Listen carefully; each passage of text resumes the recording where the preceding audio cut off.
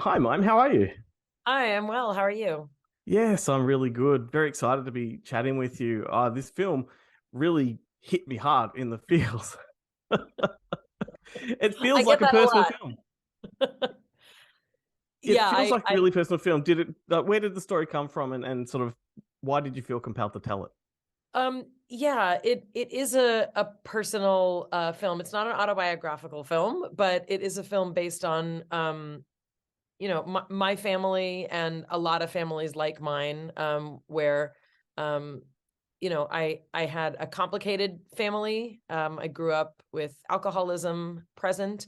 And that has ripple effects as it does in many families, and it's kind of like all the things that we don't talk about. And so I wrote this screenplay. My father of blessed memory died about 8 years ago, but a year after he died, I started kind of getting a different kind of memory that would come to me about different aspects of my childhood. And I started writing. So I didn't really plan to show it to anyone. I wrote it really for myself. And about a year after that, I showed it to a couple people close to me and eventually my agency, and we made this movie. So, the movie is about a family with two siblings who each react very differently to parents who are very loving and also very complicated.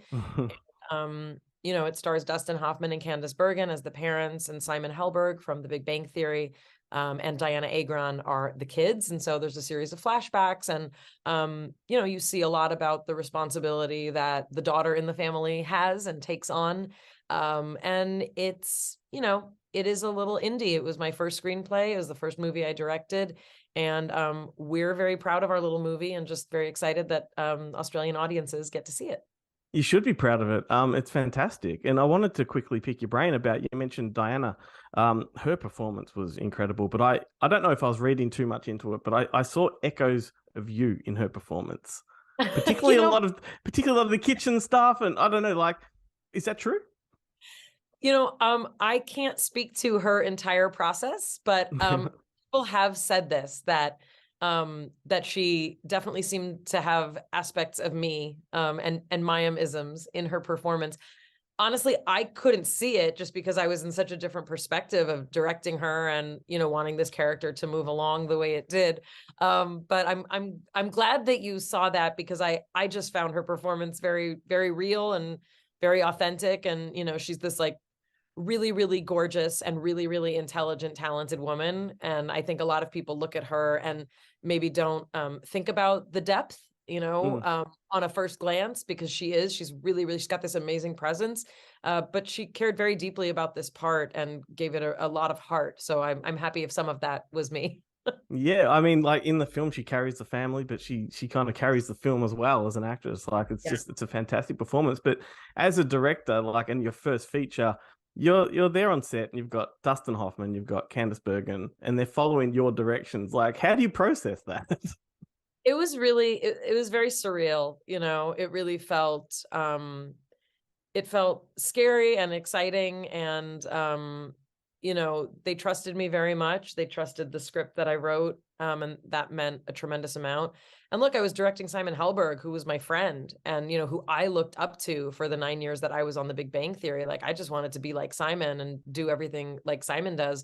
So that was actually even stranger. But there Mm. was a definite intimidation factor with Dustin, and all of his like awards and Academy Awards. And I didn't know, I had met him for lunch, but I didn't know what he'd be like on set. And it was incredible. He and Candace were really playful together, and they actually grew up together in real life. Their families were friends, so they have a camaraderie. But it was really incredible. And also, it's no small thing for actors of that caliber to do an independent film, in the heat of New Jersey, when we're constantly like worrying if our generators are going to get shut down because of rainstorms. We were not a fancy production. We were an independent film. So it was very, very special, start to finish. And yes, full of a lot of terror. How did their casting come about though? Like, did you have them in mind right from the get go, or was it something that just fell into place later? I wrote these characters, and then kind of everyone throws at you people who they think would kind of fit the bill. So never in a million years, like, I would have said I'd like a Dustin Hoffman type, but like never in a million years did I think that Dustin Hoffman was, going to actually do it. So, when you're a first-time screenwriter and a first-time director, like kind of literally doing it on my own, like I had no idea what I was going to get. So we got, really lucky in that people actually read the script that we sent them. Yeah, totally. And you mentioned Simon Helberg. He just seems to slay everything that he's in. And He's obviously you two are very incredible. close. Was he on board from the start? He was the first person I cast in my head. I wrote this while I was still on Big Bang Theory, but I never said anything to him. Mm. And I think I may have said something to Jim Parsons before I even said something to Simon Helberg when I was thinking about it. Like, gosh, do you think Simon would do this? Because they were very close. And when I finally asked Simon, I was certain he would say no. He has this incredible career and does all these amazing things, and he has kids and a life. And he was so on board, and again, like this was not a fancy production, and he was just so game for it. He and Diana worked so beautifully together, and it's a really heavy character. He was playing a character that had a lot of complexity, and he chose to play it in a really specific, way, but took a lot of, concentration on his part to produce that kind of character. Totally. Yeah, I was absorbed with the way his character was, and like the micro shift, like from his younger self to his older self. Like it's not that far removed from each other, but there's still just that little bit of I guess development that sort of plays into it. I mean, Yep. of course, Big Bang Theory with him, but when I saw him in Annette, I think it was, and his big scene with the orchestra, he just blew me away. And ever since then, if I see him attached to something, I've got to watch it. Like, really love him. Yeah, he's one of those. He is one of those actors who really kind of inhabits. He does. He inhabits a role in a very unique way, and so like I couldn't imagine Simon not doing this film, and also assumed that he wouldn't, so had to think of what will I do if Simon won't do it. So very relieved that he did. Oh, well, I'll give you my number. I'd love to chat with him. But those moments between him and Diana are just the best. And although they sort of play estranged siblings, they still have a really great chemistry. Did they know each other previously? No, they did not. And, Simon kind of purposely didn't do a lot of socializing, really with the other I mean, not that he didn't socialize, but I just mean he maintained a certain amount of kind of distance, so that the character felt a little bit distant. So that's kind of how, he chose to play it. But watching him and Diana, they, at least from a director's perspective, they seem to have a very good rhythm, especially with some of their longer scenes. We did, there's one scene in the hallway, which is one shot. And I did it that way on purpose. It's a very ambitious scene to try and get in one shot. But I'm pretty pleased with how it came out. They have to have that banter that, is organic. And the fact that I was able to do that in one shot, I think is a testament, to them being able to do that. Yeah, I want to ask you about that scene actually. So what I found interesting about that scene, like you said, one shot, but you've also got certain points in time where there's extras walking by, which interrupts their conversation.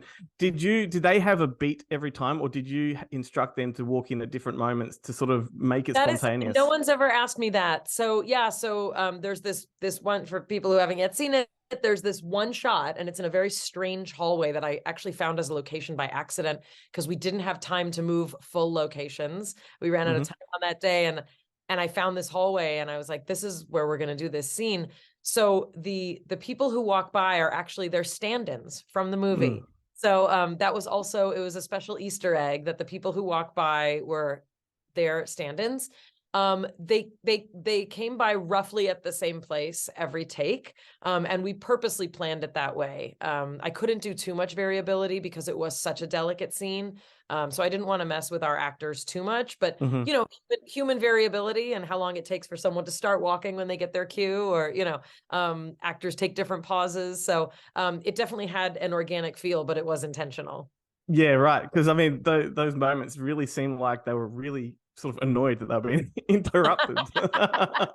Yeah, they're good actors. Yeah. If I can circle back quickly to Candace, like her character, I don't know if I want to hug her or strangle her. And how much of that was on the page and how much of it was her pushing limits? That was pretty much, I mean, those were the words that I wrote. And of course I had to say to my mom, who's still alive, like, this isn't you. I didn't write this, like, this, like, it may feel like you sometimes, but it's not, but Candace did bring, her own kind of like twist to it. She brought her own, sense of urgency to the character. And that was really hers. And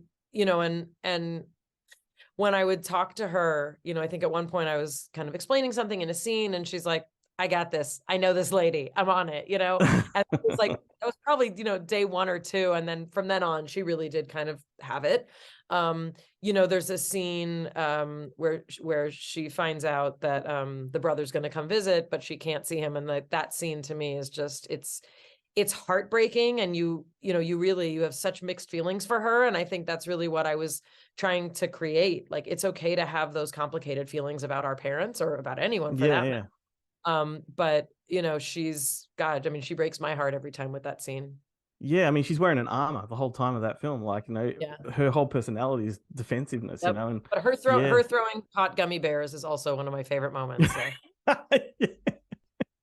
Oh, amazing.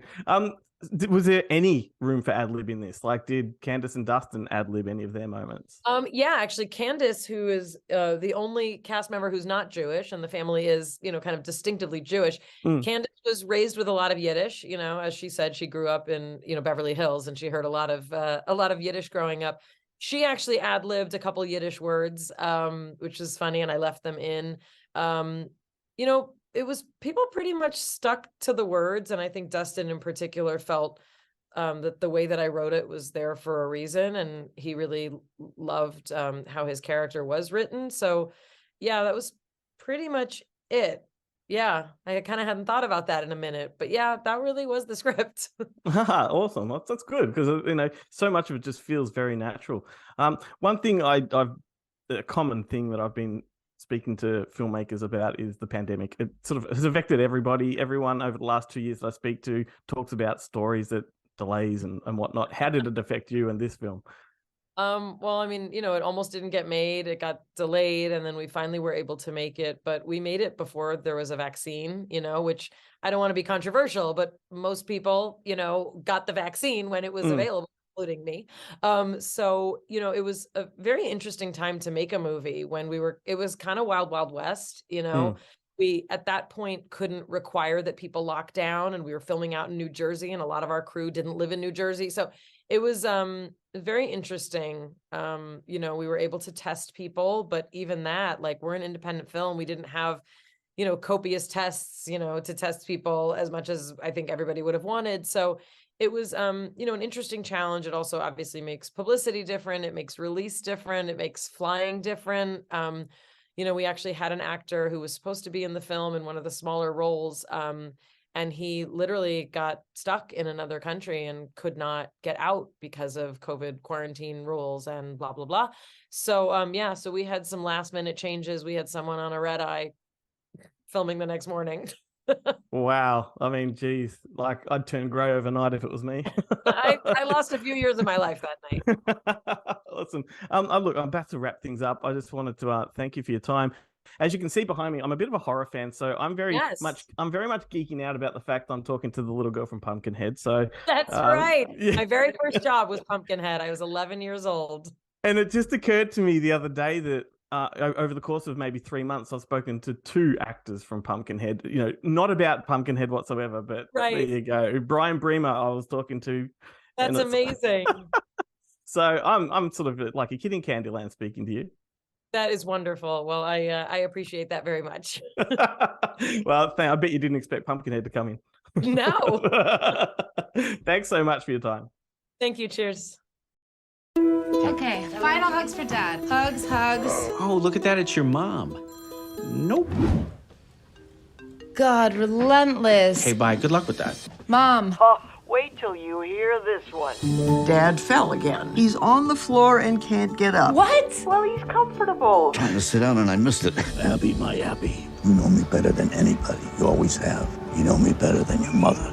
Call the caregiver agency. I gotta fire another one. Oh no, Mom. What did he do? He was giving your father marijuana in the form of cute little bears. Mom, he was one of the good ones. Morning. Hi, come on in. Hello, Muscle. Hello yourself. I'm Jade, the landscaper. I've got some landscaping. I could use some help. Oh my God, I want to die. How's work? It's fine. Hey, boss lady. This is Abigail. My dad's dying, and my mom. His chiropractor thinks maybe meditation would help. Have you told your brother about me? Huge. He doesn't give a... Ma. I think we should say hello. Have you put on a little weight?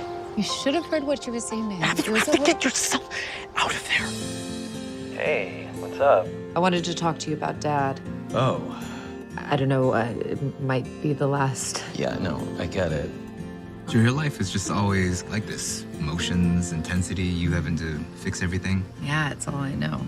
Ma really shouldn't be leaving you. No, don't be hard on her. She's doing a terrific job, Abby. Do you ever tell her that? I couldn't tell her that. You just did.